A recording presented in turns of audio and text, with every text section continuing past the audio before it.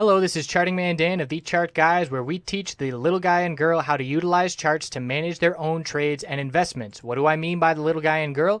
Well, we just had two directives signed halting the implementation of a rule that requires financial advisors to act in the best interests of their client. Let that sink in a little bit. The big wigs on Wall Street can play with your retirement and hard-earned money without your best interests at heart. We currently have hundreds of members taking charge of their financial future, and we would love for you to come check out a free week with no credit card required to see if our services would be beneficial on your path to financial independence as well. What we offer, we have a separate course of over 5 hours in length on when to enter and exit positions. And in terms of what we do daily, we have nightly videos, key levels updated each morning before the bell, 2.5 hours of live daily webcam coverage in the morning and in the afternoon, and over 7 hours of educational videos. All of these links can be found in the description of this video. Come check us out. Thanks for watching. Let's get on to the technical analysis. Hello everyone, checking out SPY, XLF, and XLK, the technology and financial sector.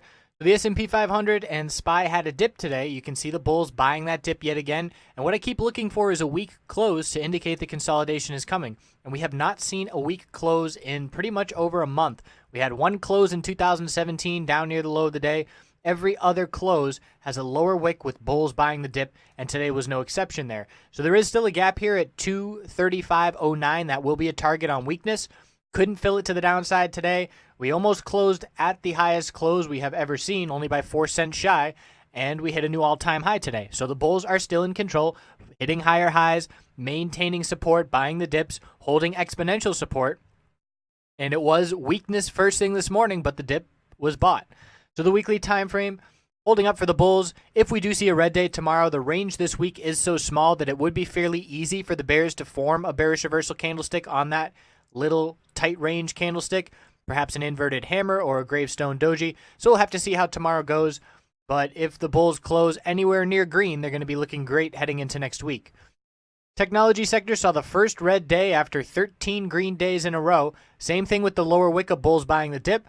But consolidation would certainly not be surprising here in the technology sector after so much upside. So we're going to be looking at support. There's a gap here as well, 52.19. That's a target for a pullback. In terms of resistance, we did continue to hit higher highs. 52.63 is resistance. But this is a little bit of a heads up that maybe normal healthy consolidation is coming in the technology sector. And if we do see that, I do believe we will see the same thing translate into the S&P 500.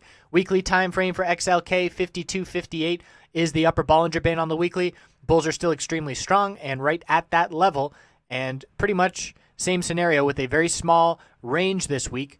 And pretty easy for the bears to see a bearish candlestick on this week if we do see a red close tomorrow. So it is a pretty important day to see if the bulls can close strong heading into next week.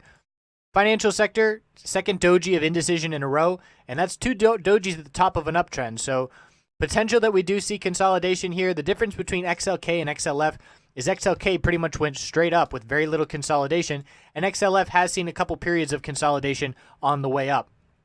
So support here is 24.45 and 24.25 with resistance up at 24.68. Bulls definitely still in control. Certainly looks like a bull flag pattern before continuation.